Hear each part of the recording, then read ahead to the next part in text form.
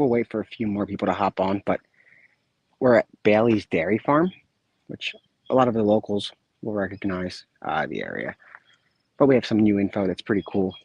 Not cool, but add a little bit of humor to the horror story that took over Chester County.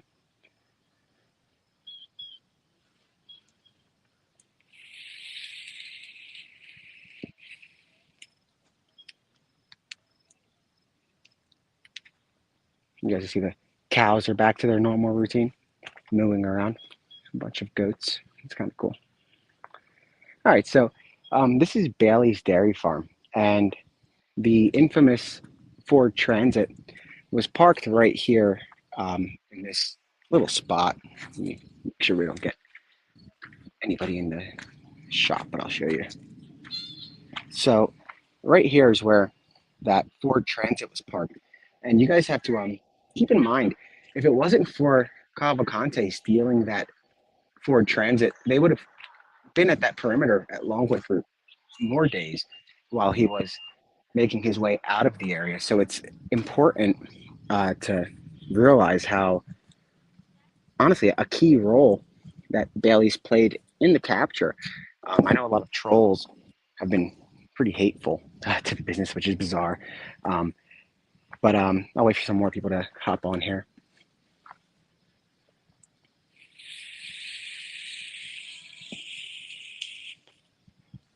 So again, this is Baily's, and the perimeter at the time of the theft was quite far from here.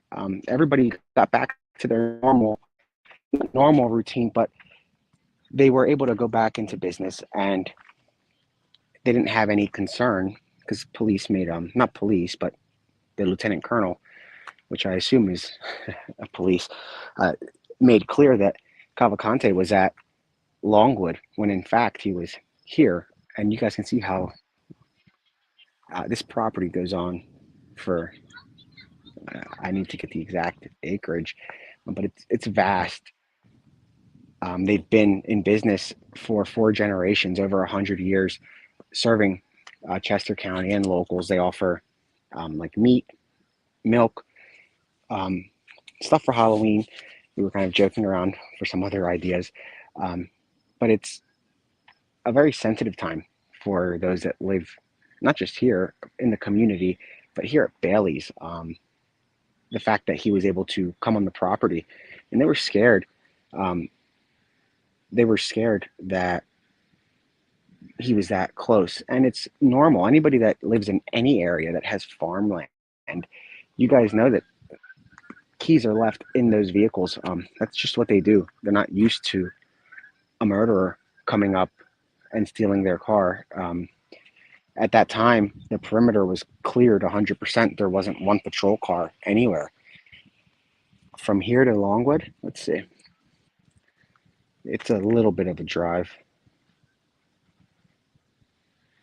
Let me get you the exact.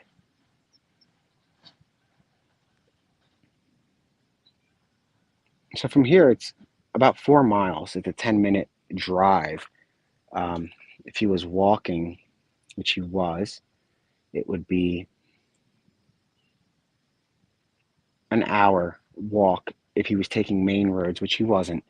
So the van was stolen from right over here in this lot, and I'll show you again. They got the van back, and Cavalcante didn't run out of gas. There was enough gas to bring it from that area back to Baily's.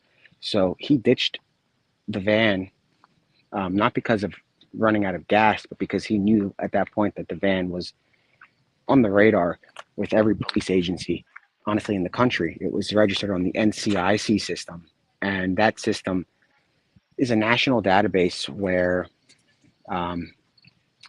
authorities in any state, when a license plate pings, it'll come back to Cavalcante and tie him to it. So the van was almost like a holy grail for a lot of law enforcement, because it gave them the ability to honestly tell their boss that you guys were very wrong about the perimeter, like we've been saying. Not we, I'm saying law enforcement. And it showed him going to another area. Had he left with another car from another property, he could have gone a day or two before it was reported stolen. So Bailey's jumped on right away. And a funny fact is that they had a box of Cheez-Its that were brand new, and I'll put a picture up in the truck when it was stolen. And that's the only thing that Cavalcante ate or touched in the van. He didn't steal anything. He just ate the Cheez-Its and ditched the van by the church in Glenmore near Nantmeal.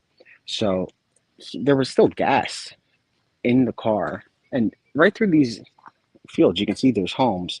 That's a development straight ahead, which is also another one of Cavalcante's signature, so to say, signature paths where he kind of goes near developments.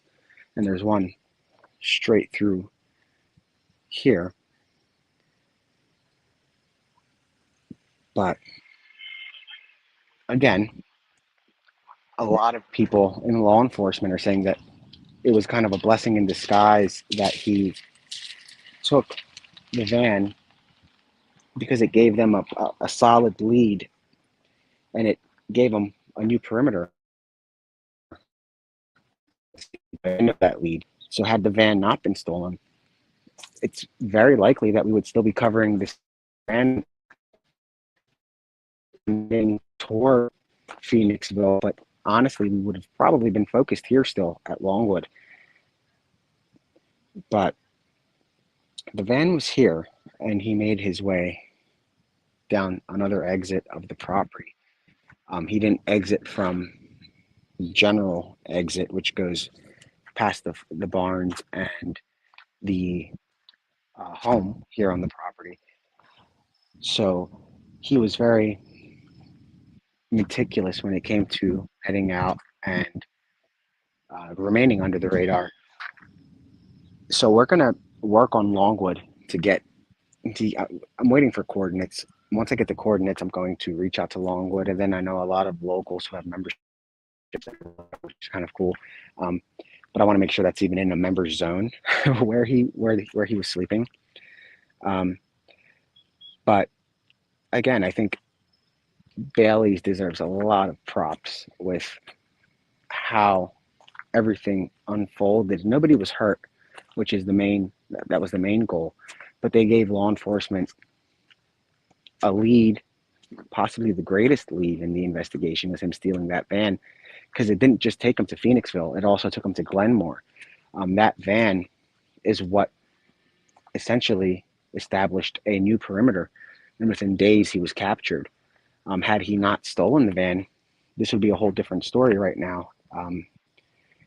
He likely would have still made it to Glenmore, as he wasn't at Longwood, but the response would have been much more delayed. And it just is what it is. Everything kind of fell into place perfectly toward the end of the manhunt by him stealing the van, getting caught on camera, passing through the tolls, and heading, or the tolls or traffic cam. I have to check on that, but that is what really changed the entire manhunt, and it moved from this community to another similar community that you guys saw for a few days while we were there leading up to the catch and the capture. But so this is the spot that and again, he ate Cheez-Its in the van, and he left the empty box of Cheez-Its inside, which is quite bizarre. Obviously, I guess he was hungry.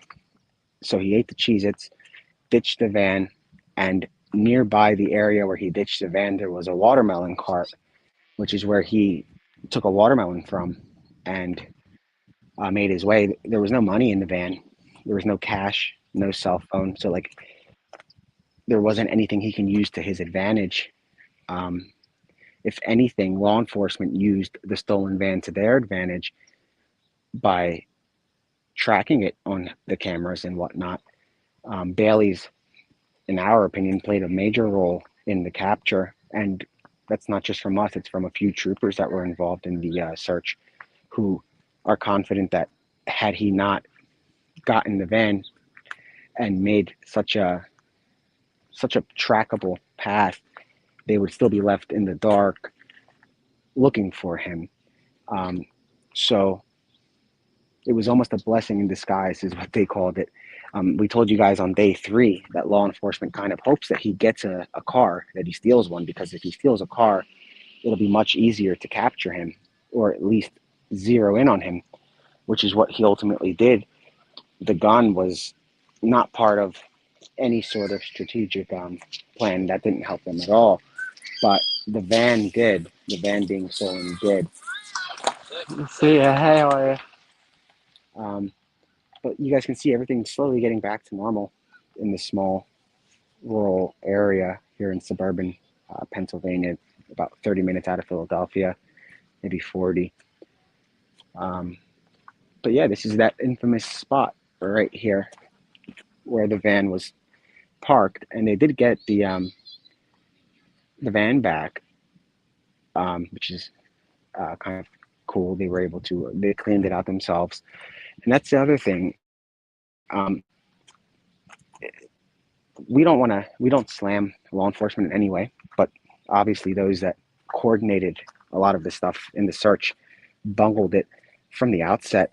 You guys heard about that neighbor telling us about the styrofoam cup that was found in his yard, and it was a very clean yard, and there was a sighting there, and they didn't bag the cup up, but they bagged a piece of the wall from Longwood as evidence. They didn't bag up evidence from the Baily's truck, and that's not really Baily's job, to do something like that. So it's peculiar that Baily's was left to clean up essentially a crime scene instead of having law enforcement do that. And yes, the van did not run out of gas. At that point, he knew somehow that the bolo had gone out. And if you guys followed us from the beginning, you watched it all in real time. We were at the church where police were responding to because of the ring camera just up the street. And it wasn't until 2 hours into that coverage that they said that a van or a pickup truck was stolen that they believe he was driving. And it wound up being a Ford Transit.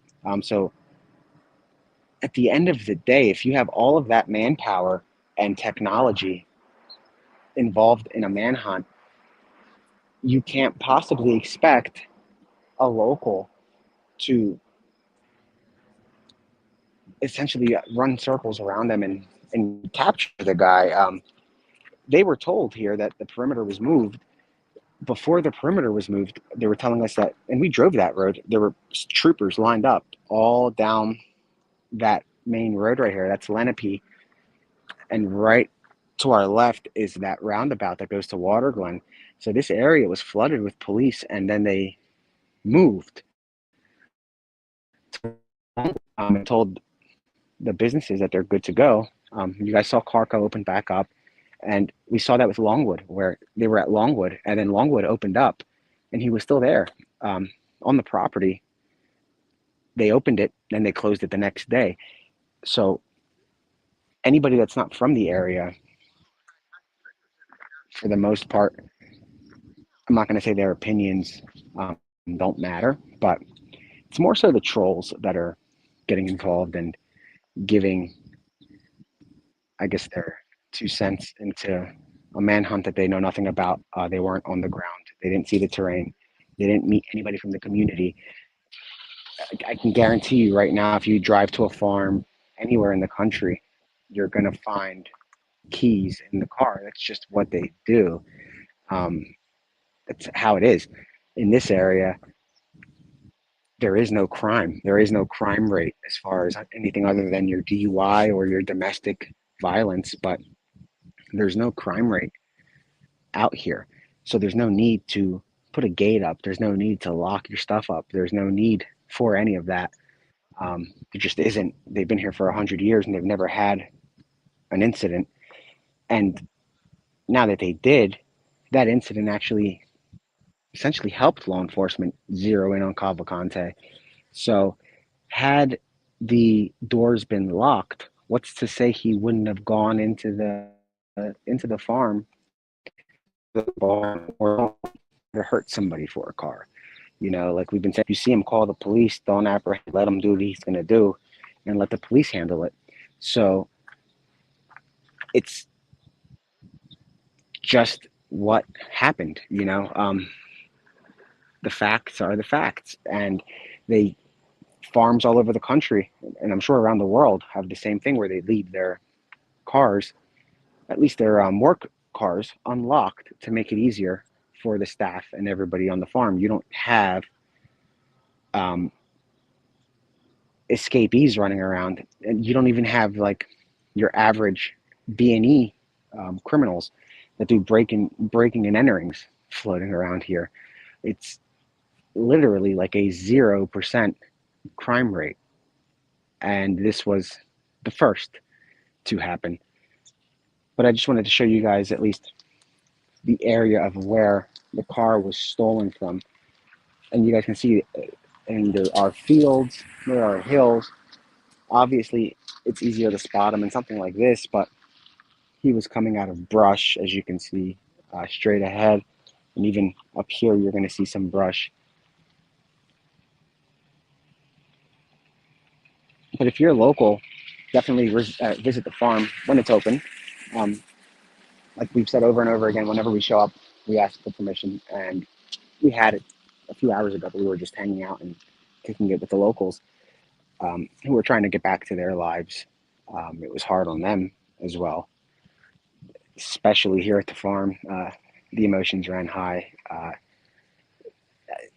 But to put it in the perspective of, they would have still been at Longwood possibly had the van not been stolen from here, that kind of helps them uh, be at ease a little bit, you know.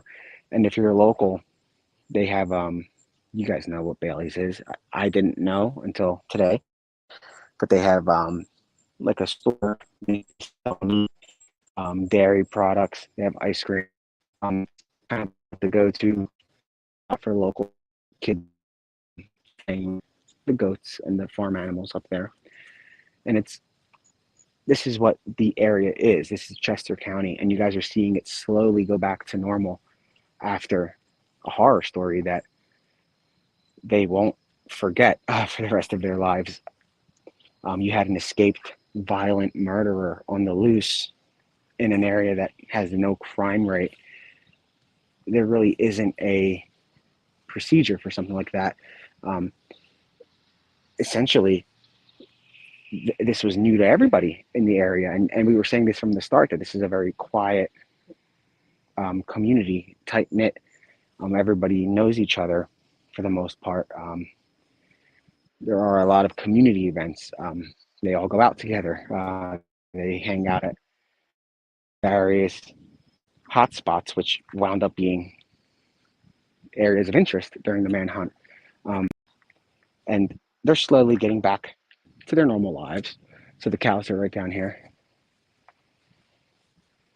But it's definitely funny that he ate Cheez-Its. That's something that I didn't see anywhere, which is an interesting follow-up.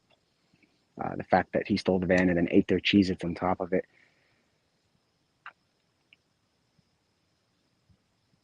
But yeah, you got two little guys over here. The goats, they have their own house. This that spiral staircase, I've seen, they like walk up it and they go inside. It's kind of crazy. Let me see if I can show you. But they literally go in there and hang out. Like one of them's looking out the other side right now, like it's a tree house. This would have been a perfect spot for him to hide, except for the fact that the animals would have made a lot of noise. Let's see if we see him sticking his head out. It's kind of cool.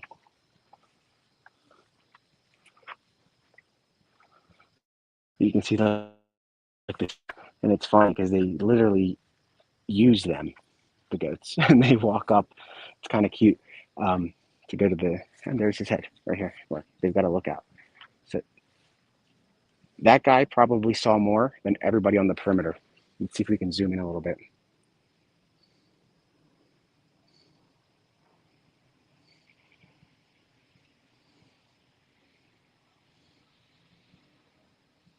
You guys see that? He's literally on the lookout. He's ready. And then let's see, his friend is coming. Let's see if he'll go up the steps. But he's literally acting like a lookout. Maybe they should have had him in the guard tower at the Chester County Jail instead of the others. It's kind of fascinating. I know it's random, but it's definitely fascinating. Like, he's literally looking out, asking, probably, what are you doing? Are you clear to be in the perimeter? And it's funny because I sent a picture of the goats over to the some of the troopers that worked the perimeter, and they were cracking up, saying we could have used these guys because they would have done the same thing that we were instructed to do. Um, yeah, let's see. Here he goes. He's going to take the other way. Let's see if we can catch him going up the steps.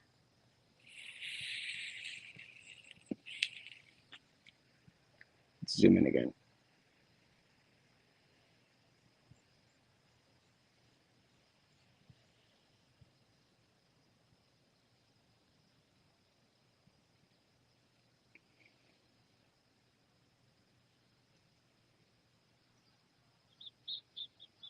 See, the goats are on the lookout. They know something's up. They've got their own watchtower. It's kind of funny. I don't want to digress too much, but it'd be interesting to see this guy hop on the steps. But this is the quiet community that everybody was used to. Very quiet. Locals tend to come here, and if you're not local, I would suggest. I mean, if you're, I'm not saying from Maine, but if you're from Delaware or this guy's like poking his head, I would definitely come out and visit the farm. It's beautiful when they're open, of course. And again, it's not like a tourist attraction. They're trying to like get over the horror story. That's the best way to put it. That took over their lives for the better part of 2 weeks, and they're still trying to get back to their normal routine. Um, Look, as soon as they hear a sound, they both pop their heads over. See, we need those guys to work the guard tower. I'm gonna go to the that prison board meeting because a lot of locals want us to go by. So we're gonna go there. I think it's on Wednesday, and I'll grab questions from Facebook and Twitter to ask if you guys want questions asked. We don't usually go to press conferences, but this is more of a interesting meeting to see where they messed up, and I would like to hear what their thoughts are. I mean, I think I have an idea, but it'd be interesting to hear their thoughts on the manhunt. At the spot where the van was parked, and there are homes directly back there. Then you have the brush surrounding the area, so it's unlikely that he came waltzing through a field. But over here, there's tall grass. Let me see if we could zoom.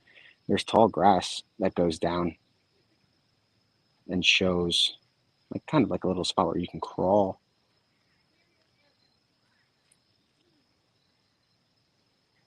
You guys can see the houses. And if he was army crawling, you're not going to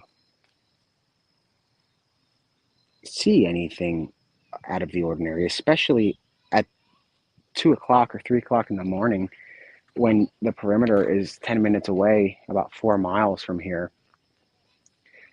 It's They were basically told that everything's good and you can go back to the way you were, and that's what they started doing. Obviously now they can finally actually go back to business as usual. You guys saw Lundale Farms yesterday, and you saw the tractors finally back up and working. And they also have an event coming up this weekend.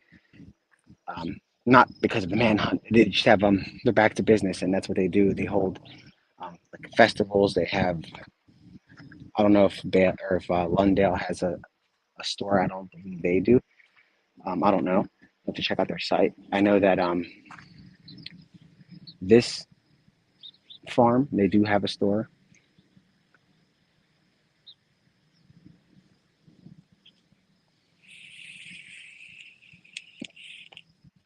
And yeah, he was able to outsmart essentially the entire United States government and state police force.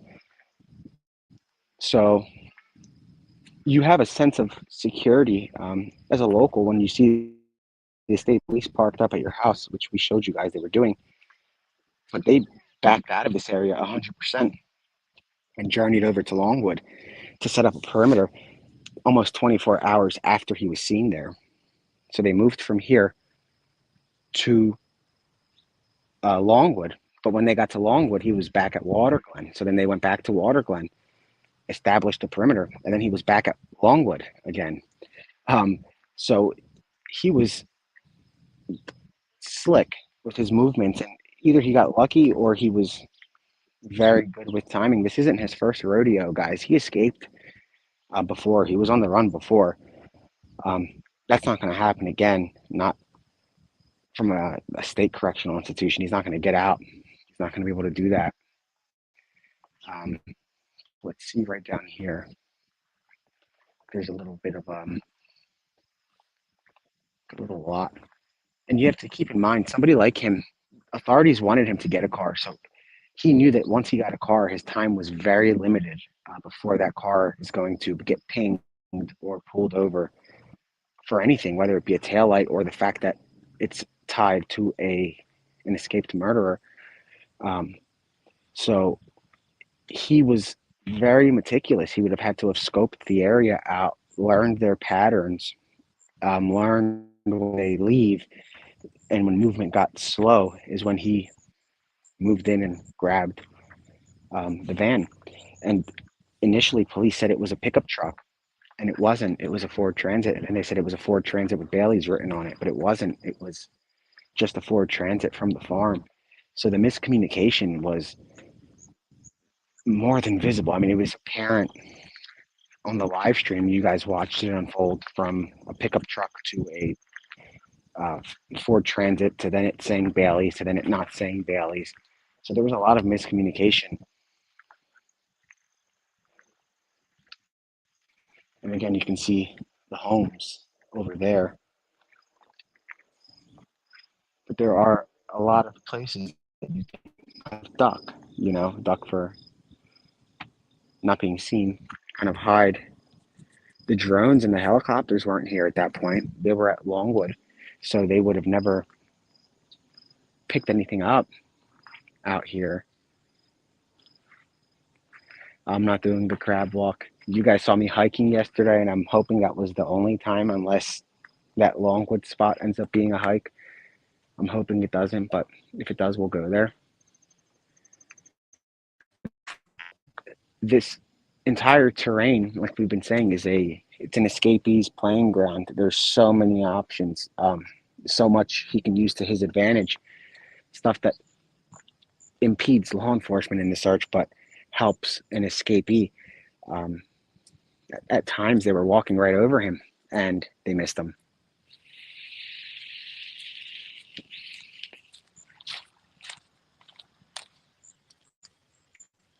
You can take your phone back. But you guys see the uh,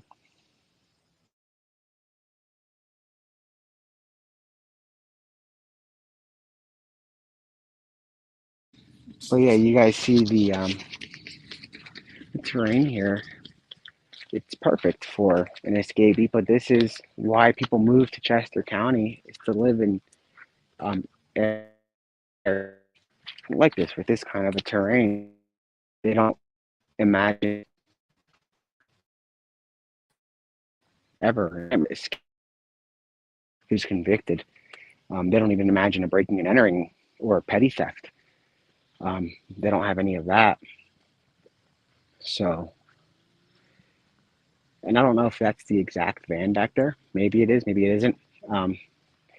But what's interesting is they found Cheez-Its that he ate. You want to grab it? They found, because I don't want to show. They found Cheez-Its, and he was munching while he was driving from here to Phoenixville and then to Glenmore. He killed a box of Cheetos, or I'm not Cheetos, Cheez-Its. And I'll put a picture of that up later on just to add some humor to this. Um, Other than that, nothing else was missing from the van. No ticks. If you're referring to ticks with us, we didn't have any ticks. I can't say the same for Cavalcante. I don't know. He might have had some. But yeah, the Cheez-Its are very funny. Um, it kind of brings back the Carly Russell investigation, where she was surviving off of Cheez-Its, they were saying, in the woods.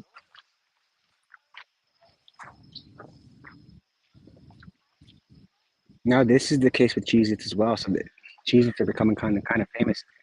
Um, there was a case in Alabama where a girl faked her own abduction, and she became like the Cheez-It poster child. And now Cavalcante also lived off of Cheez-Its for the drive.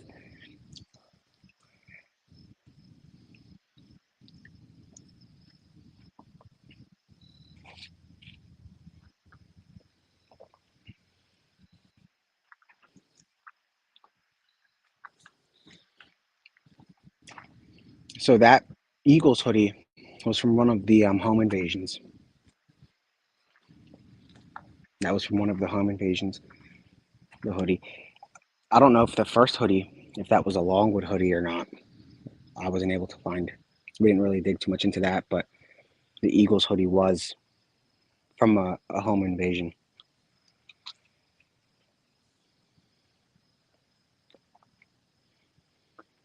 So the plan is to maybe hit another one or two points of interest. Not today. I'm waiting to hear back for the Longwood stuff, so we can see where he was sleeping, and I'm going to see if that's something we can, if the photo is something we can share. But I'm sure we can share the spot. So we'll go there. Other than that, we've been to Water Glen. We're not going to walk from Chester County Jail to Carco and then off Water Glen. That's not going to happen. He was an escapee, so for him, it was a lot different. He was on the run with adrenaline. It would probably take us 2 days to retrace his steps that he did in a couple of hours.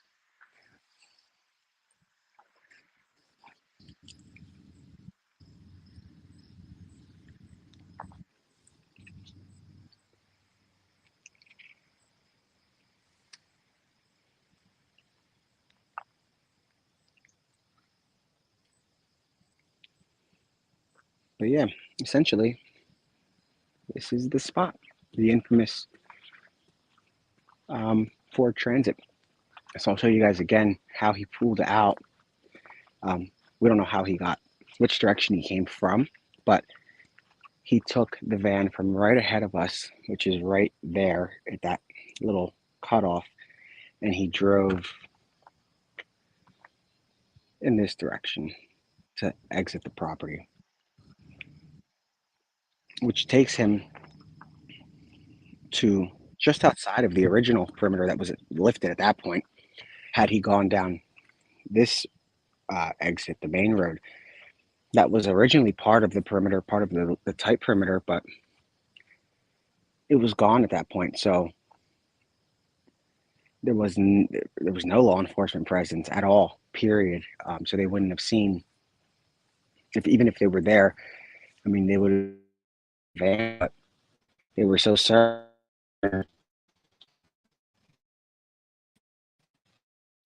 direction, because we were told.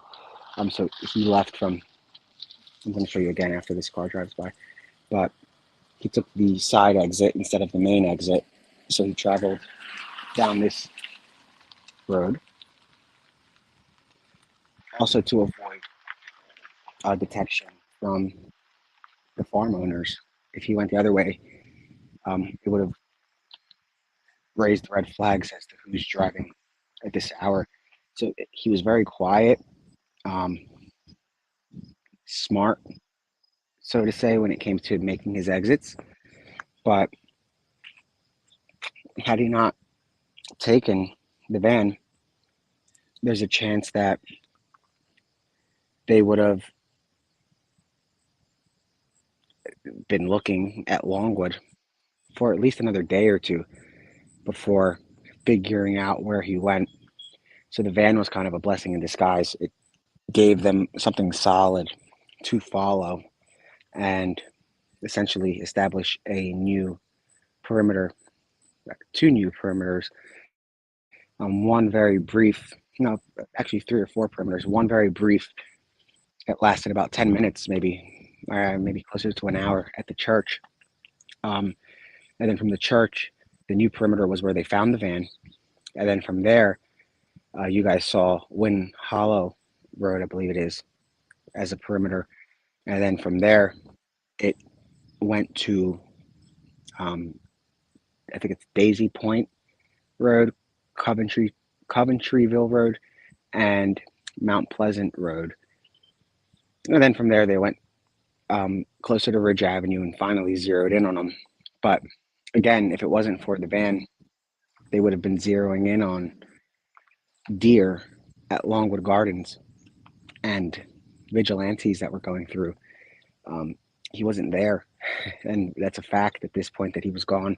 So they were just sitting there, waiting for sightings, essentially, because there hadn't been any at that time when they were hanging out at Longwood. They had a sighting, one from the sky and one from the ground. From one was state police, one was FBI. They were confident it was him, but they weren't able to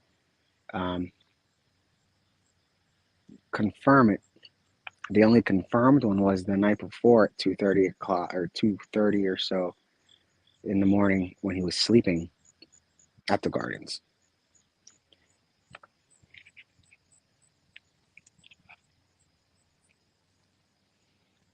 Yeah, that would be interesting to see where he broke the perimeter, but there were so many weak links. You guys saw us driving around for hours, and we would put a location in, and then we'd make a U-turn. And we came up to the hard perimeter, which the hard perimeter is an officer, and the soft perimeter is a roadblock. So whenever we came up to an officer, we would turn around, and then eventually we would get in the perimeter from a side street, and that was a loophole that they didn't have covered. At the end of the search, there were no loopholes. We drove around for 2.5 hours and made no progress. We started back at where we left from and wound up staying there. So the final perimeter was harder to get in or out of, which is good. They finally were able to establish an actual perimeter.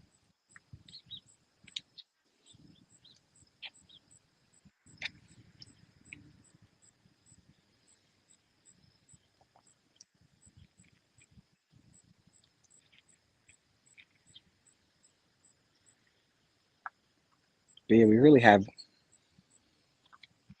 nothing worth updating. And then also the Cheez-Its, which I'll put a picture up later. That was the interesting factor. And a lot of stuff I'm not going to find out in the investigation is to the man the escape. All of that stuff they might not even release to avoid somebody similar, making a similar move and trying to retrace those little steps. But we'll go to the prison board on Wednesday, and then sometime this week we'll hit Longwood, and I'll see if I can share some stuff that I wasn't able to share as far as photos. But even if we can't, we'll show you the spot that he was sleeping in before they moved in and he ran off at Longwood. And that was Thursday at 2:30 in the morning.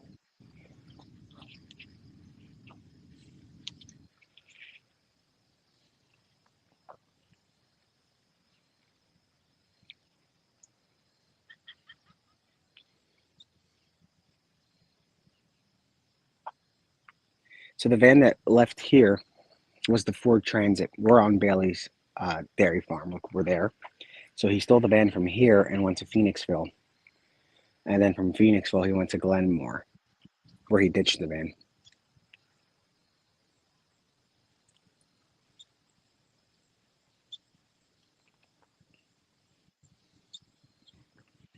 But you guys can see, even during the manhunt, it was very quiet at times, almost like this. But this is the quiet that the area is used to. Like we've said 1,000 times, there's no crime rate in uh, these specific areas that he was kind of targeting, with the exception of your DUIs or domestics. That was it.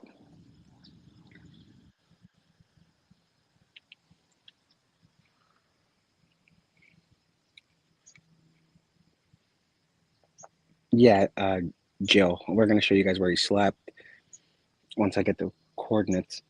Um, we have a photo of him sleeping that was taken from a helicopter, but I don't think that's public yet. So I'm gonna ask if that's something we can release, but we'll take you to the spot. So the van left from here and it went about 48 minutes away to Bonnie Bonnie Bray Road or Bonnie Bray Drive in Phoenixville, which is 10 minutes from where he committed the murder in 2021. So it's crazy how it kind of went full circle to where it all began, and that's something we searched tonight, that with where the crime started, which was definitely, it was shocking because at the time we didn't know that he was driving.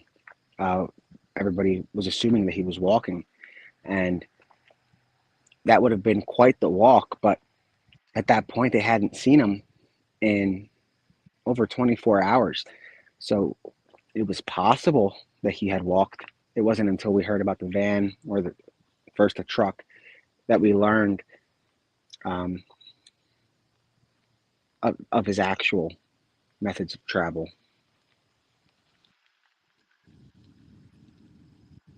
Yeah, it's the reception out here. So we're in the middle of a farm. So it's a little bit dirty. So how didn't they catch him if he was sleeping? By the time they moved in, he was moving. And you guys saw yesterday when we walked to the log that every step we made from noise, whether it was branches crackling, leaves through the water. So when I hear that, especially if you're paying attention to, is sound or any kind of movement. So by the time they would get closer, he would be able to get away. That's why they waited for him to essentially fall asleep before they sent Yoda in. They had eyes on him for 6 hours, but they weren't going to risk it again after having eyes on him for days and not being able to catch him. So once he huddled up in underneath that log, that's when they waited. I think it was about 45 minutes to an hour, kept eyes on him, and then moved in using the darkness to their advantage. Yeah, perimeter.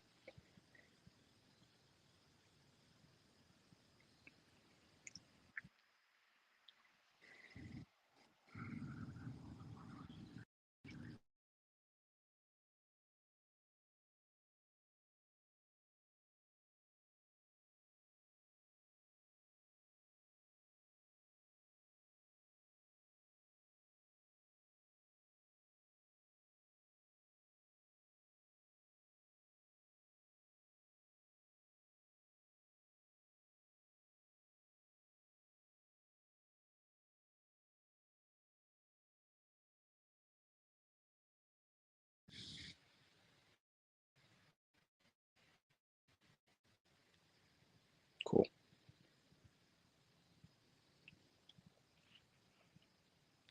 But yeah, like we were saying yesterday, um, Cavalcante is going to be in solitary for the better part of the next 10 years, whether it be at Phoenix or SCI Green, which is another maximum security prison chances are they'll keep him at Phoenix. It's a brand new facility, so to say. It opened in 2018. It was the old Graterford prison. So the prison is so heavy that it's actually sinking. Like it's sinking. And that's when you can Google and read about the prison that Cavalcante is at right now has so much protection around it that it's literally sinking. So he's not going to get out of there. Um, and if he goes to Green, he's not getting out of there. So as far as him getting out again alive, it's not going to happen. Obviously, he can try, and it will be consequences, deadly consequences, but he'll never be back on the again unless for some reason they extradite him, and that would be bizarre. But it doesn't sound like they're ever going to extradite him until he serves his life sentence, and then from there they'll extradite him to Brazil in a coffin um, to do his time.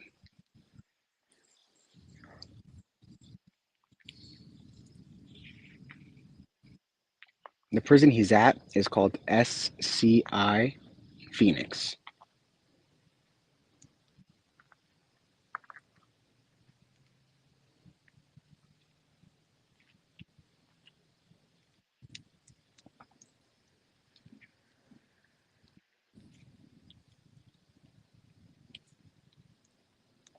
Starting to drizzle out a little bit. But yeah, this isn't going to be a crazy long one. We just hopped on to show you guys the spot from and let the locals know that Baily's is back. They're open, back to business. So they're trying to get over the horror story, just like everybody else in the community.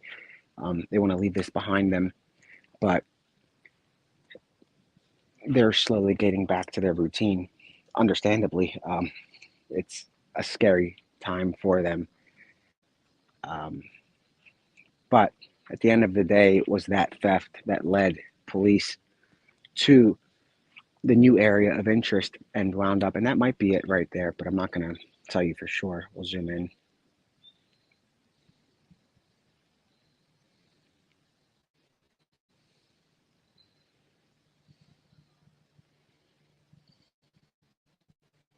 That's possibly. I don't know how many they have, but you see it from here. I don't know if that is, so there's a chance.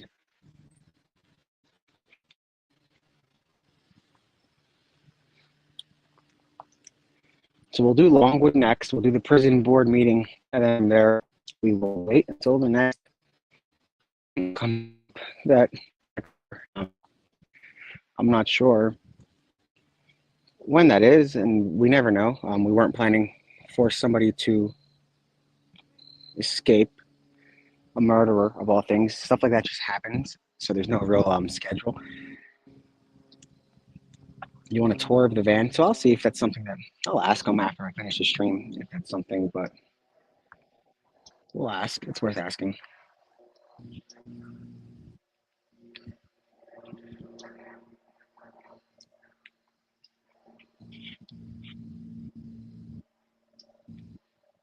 Yeah, he's not going to get out of Phoenix. Um, and the staff there, it's not like your normal county jail. It's a state prison. They're highly trained. They deal with murderers on a regular basis. They have lifers, people on death row there. So cell phones just aren't a thing there. You can't get a cell phone into a state prison, even if you're staff, with the exception, I guess, of the warden, who wouldn't have a, who would probably be able to do that. But again, they work for the state, so it's very unlikely that anything's going to happen. He's in good hands as far as being secure and not getting back out. He's not going to mingle with other inmates for some time. Here's a goat.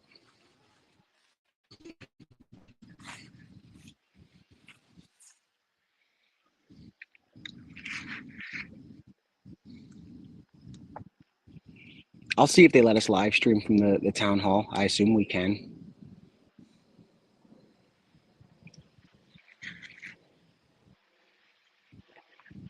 Yeah, the log was confirmed.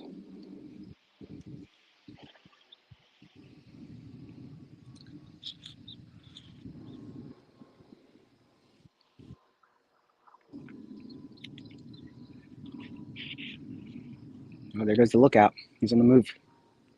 Or she.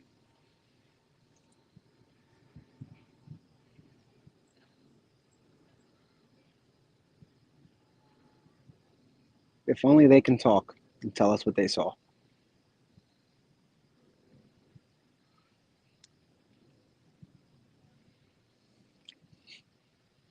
Yeah, big ups. Said, interrogate the goat. He must know something bad. That's funny. Yeah, there's pumpkins here. They have pumpkins.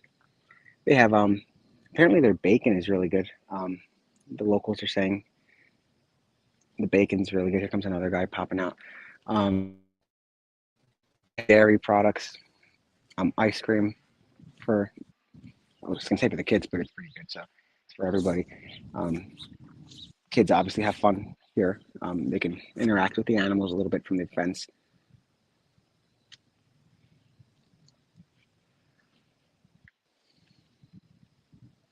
But these guys are keeping a watchful eye from their own guard tower over here at Baily's.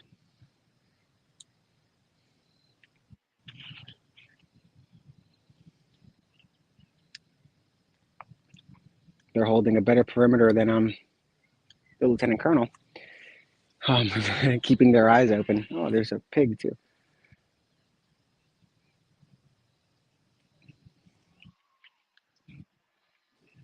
No, we're gonna have a traffic jam. Let's see if one of them turns around.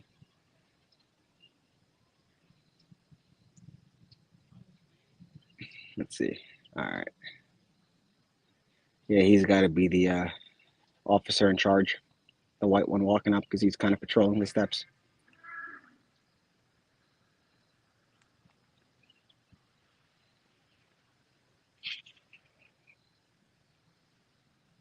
The watermelons are from a fruit cart next to where he ditched the van. He's gonna kick him off the steps if he doesn't go. Trying to get back inside.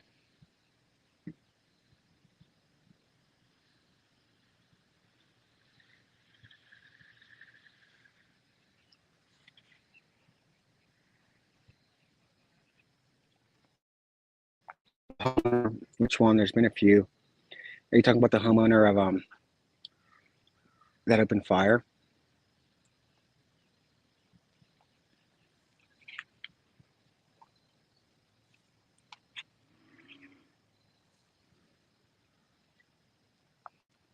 The homeowner that opened fire. He's doing okay.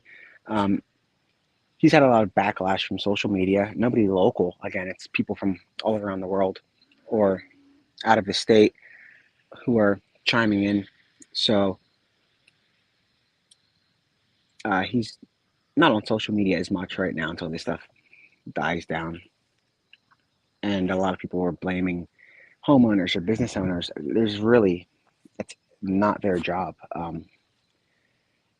They were vigilant, but they were told that he's not here. As far as Baily's, that he was at Longwood, and then that other homeowner, um, they didn't mention that he was making his way towards Coventryville until after it was broken into. So again, no. So the interviews that you guys are seeing on the news with Cavalcante's interview with police, those are like snippets. They sat with him for hours. They're only going to release stuff that's not going to hurt their investigation. So there's a lot more. There's a lot more that'll come out. I'm assuming after they clear the investigation. I mean, that could be a week, it could be a month, it could be a year. Um, they can say they're investigating it indefinitely. You know,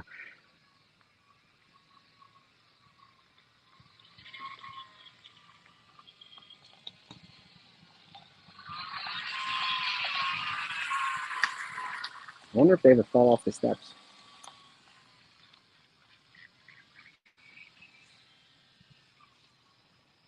Let's see.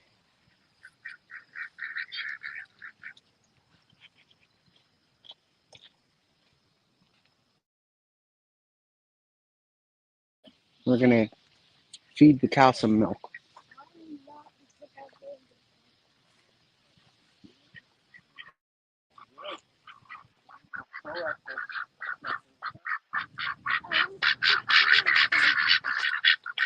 This is what our lives have come to, hanging out with some ducks and a pig and some goats.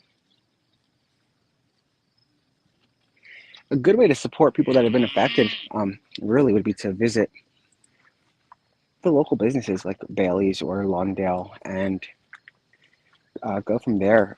Carco, if you need gas, go by there to get gas, even if it's a little bit off your route. Um, Lenape Pizza was providing a lot of food to the command center. Um, I'm sure there are a lot of other businesses that I have to find out. But I'll put a list up. Let's see, Hong's gonna feed the little guy.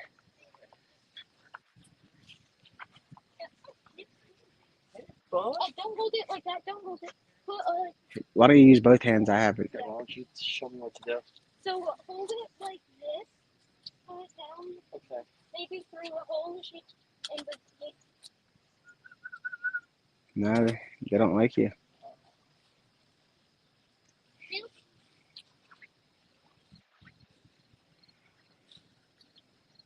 No, above.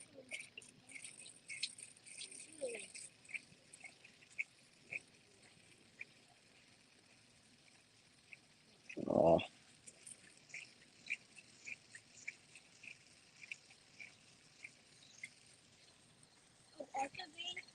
You may let go so make sure you're ready to take off the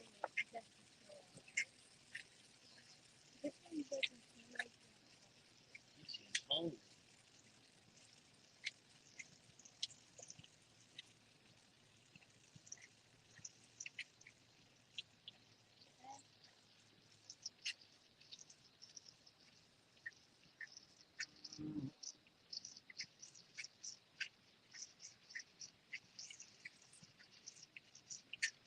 yeah, so we're at Bailey's, and it's a cool spot to come visit with the family.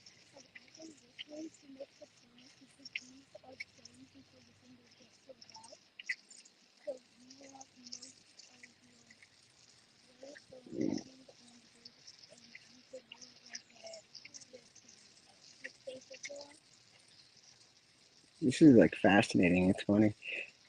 Almost reminds me of Cavalcante being thirsty.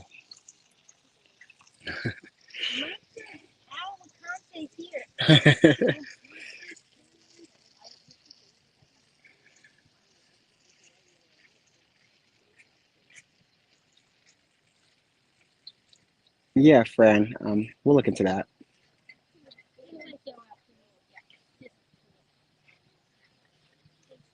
Oh, and chug the whole thing. Oh, yeah. You guys see, it's a family farm, and it's cool to come to and to patronize. Um, they're back to normal, uh, slowly getting back on track. That's the shop we were telling you guys about.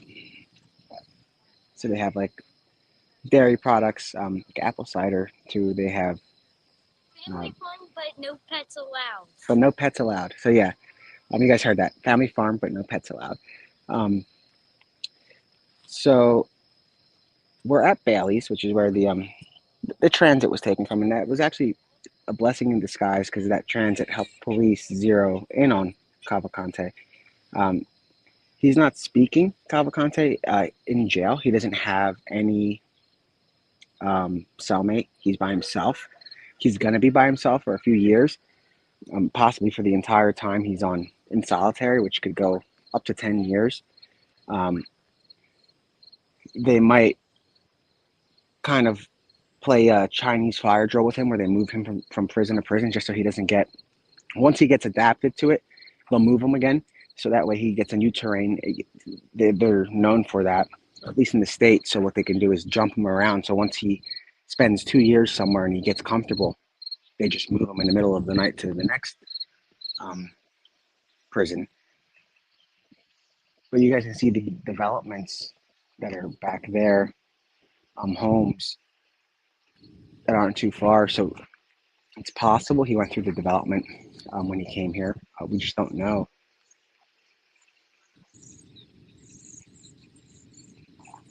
Yeah, during the stream, we definitely drove by um, the area. We didn't pull in. Um, but yeah,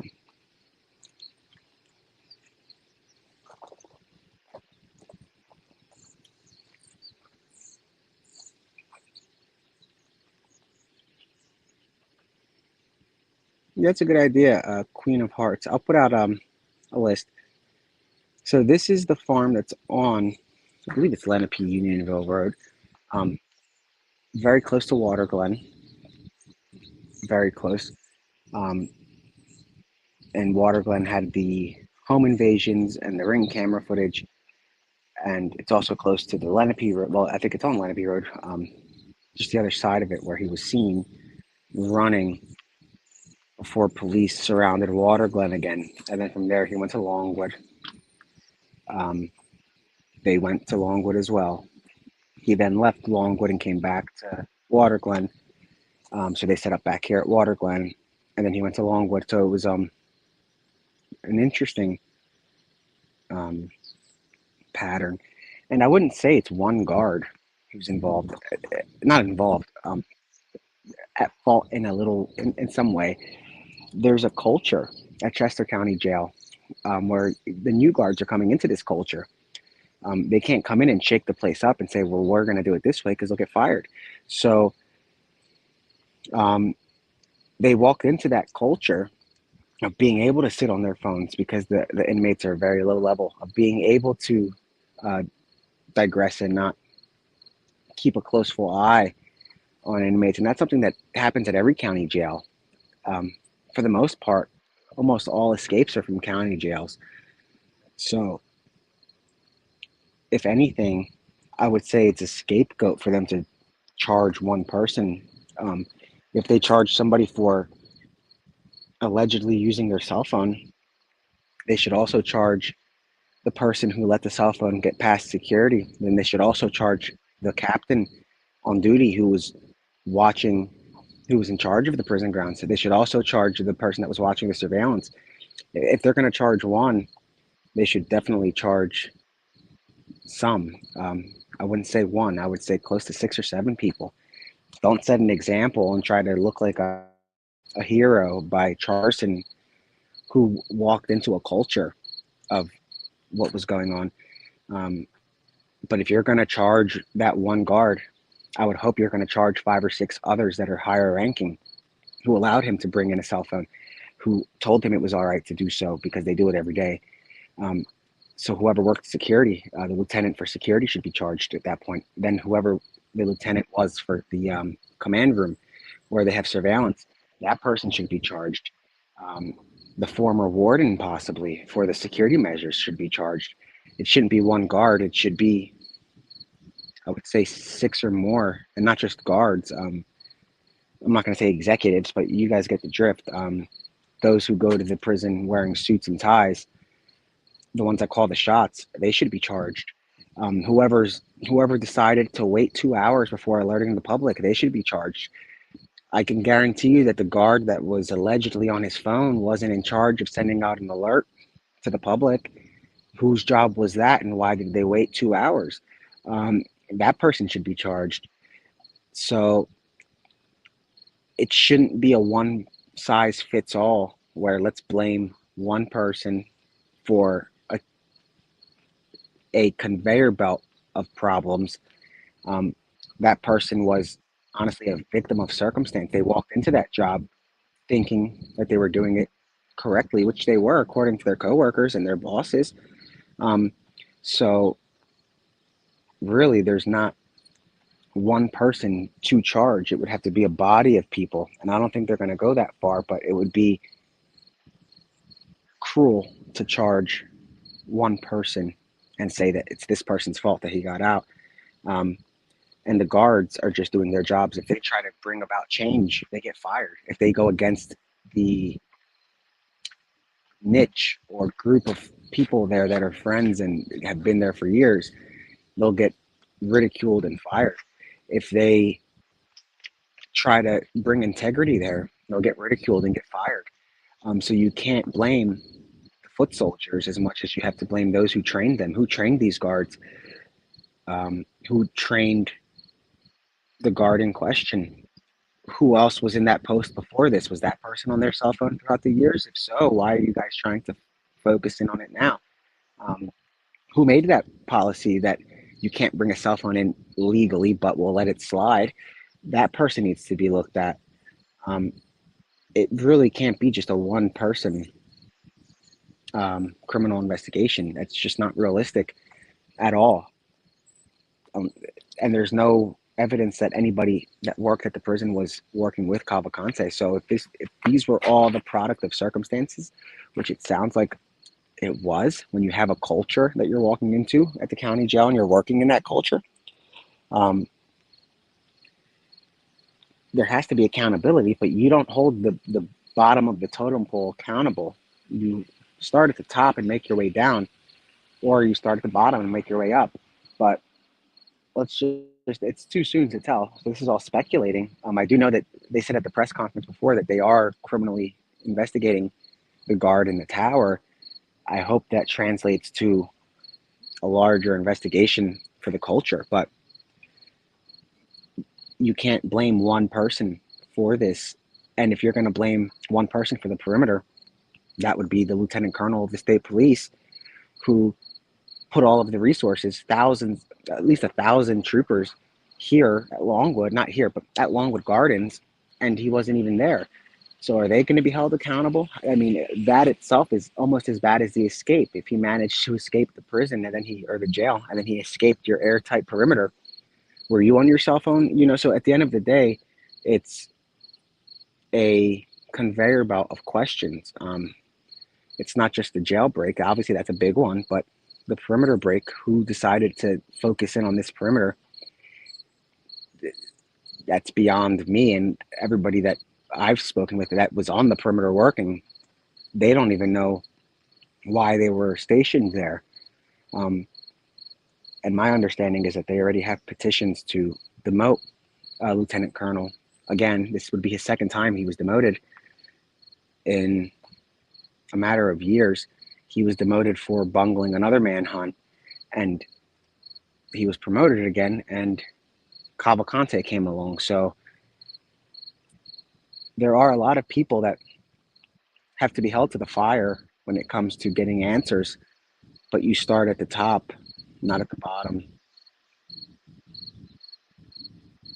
No, I don't think any. Becky asks if the fences are fixed. No, they're waiting to get approval from the county commissioners, who are other people that have to be held accountable. They're the ones that call the shots on the budget. They're the ones that budget everything. They understand the risks that come with a jail. They understand where the money should be going. Instead of parking lots, maybe they should beef up security at the jail. Instead of a criminal justice center the size of Los Angeles's criminal justice center, they should probably put something over the yard. They have a wild budget in Chester County, and the criminal justice center is large, to say the least. They don't need it to be that large. They don't have 15 murders a night where you have to have a courthouse like that. But I think it's time to divert some of those funds to the jail. If you're going to turn the courthouse into a fortified palace and then send them to a rinky-dink jail that you can crab walk out of, that defeats the purpose of the security at the courthouse.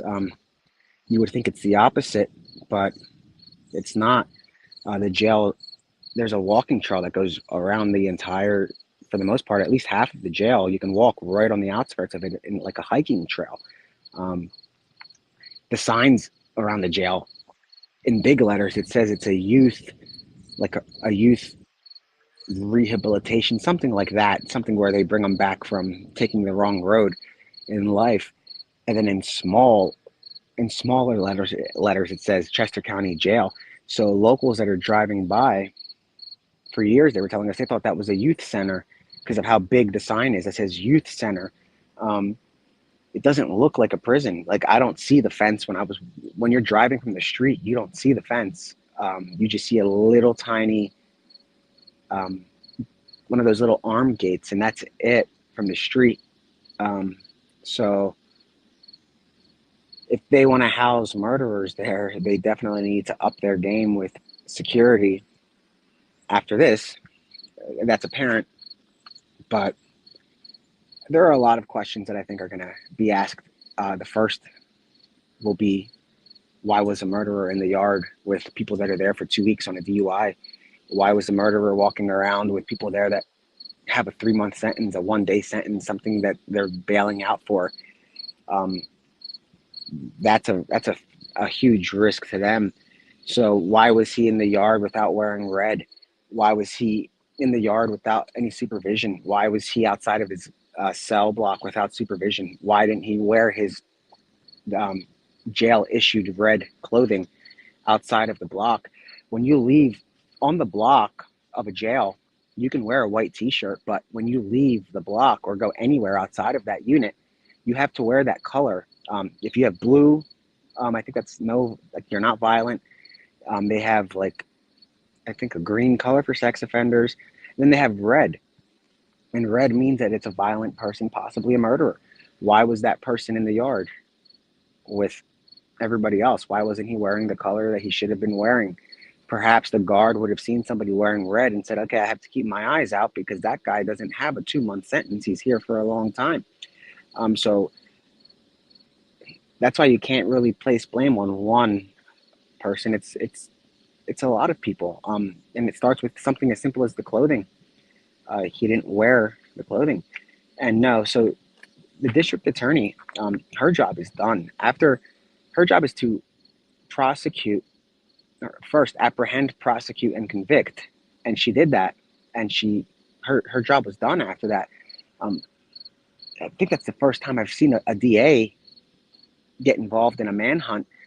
And I think she did that because it's not something that happened around here. There was no real protocol. She gave the case right over to the state police as soon as they got involved, but her job was done. He was sentenced to life, and he escaped from the sentence. So as far as the DA is concerned, her job was done at that point. So here's the Cheez-It box, guys. That's the Cheez-Its that Danelo ravaged through on his ride in the stolen van. Cheez-It grooves. Bold cheddar for a bold escapee. Let's see.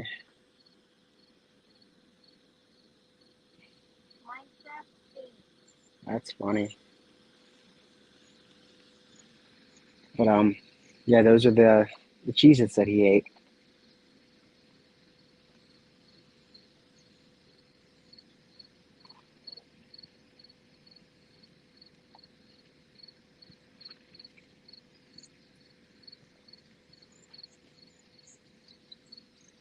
It was a brand new box.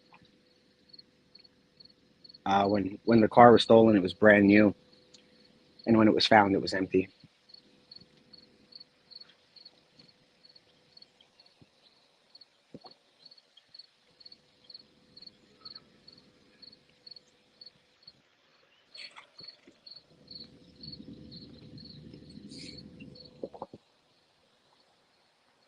So he was obviously hungry.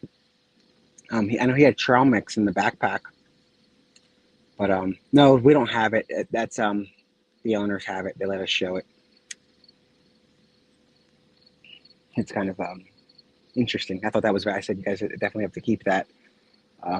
It's something, like, I'm not going to say an artifact or a souvenir, but it's just something interesting. Now that it's over and nobody got hurt and it had the resolution that many wanted, nobody was hurt, and the only person that anybody wanted to get hurt would have been Cavalcante. So the fact that it ended on a good note as far as the community being safe, we can add some humor to it.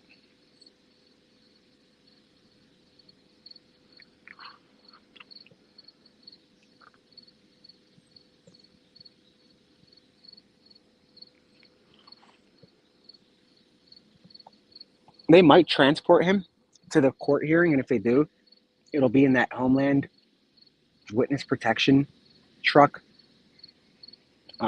Obviously, I guess they'll try to have it with Zoom, but eventually he's going to have to go to court in person.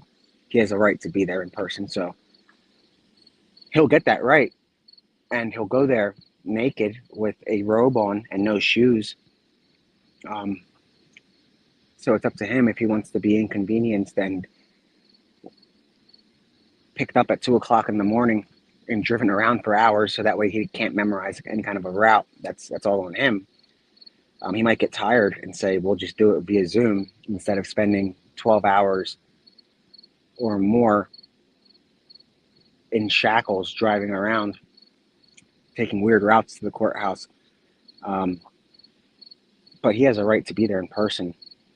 He might be there in person for the first one or two until he gets tired of going through that crazy procedure, or he'll like it and he'll keep doing it. But it's very dehumanizing. Um, how I'm not saying it's bad, I'm saying it's good, but it's dehumanizing to transport him because he'll be tied up like a dog. I mean, not even that. Dogs are more free than that. He'll be tied up essentially like a monster, with shackles around the waist, on his legs, on his arms, no clothing except a robe. And he won't be able to order commissary for some time.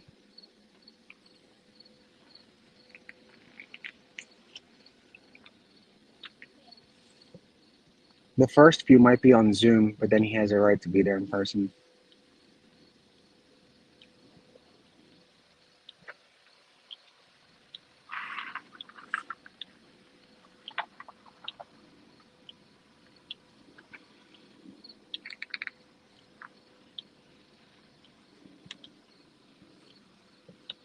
All right, guys, we're going to slowly cut this, and we'll figure out what's up with Longwood, and I'll go through the DMs and see if there's anything that you guys want specifically. But essentially, you guys saw the area where the van was taken from or stolen from, the spot it was taken from, and then the route he took out. But service here is terrible, so I'm going to end up cutting it. We'll be back possibly today. I doubt it, but for sure this week, and we'll be at that prison board meeting for you guys.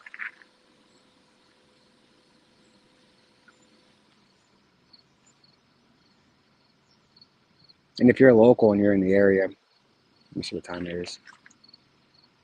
But is it 5? So they're open for another hour or so. But we'll be here if you're local. Let me swing by.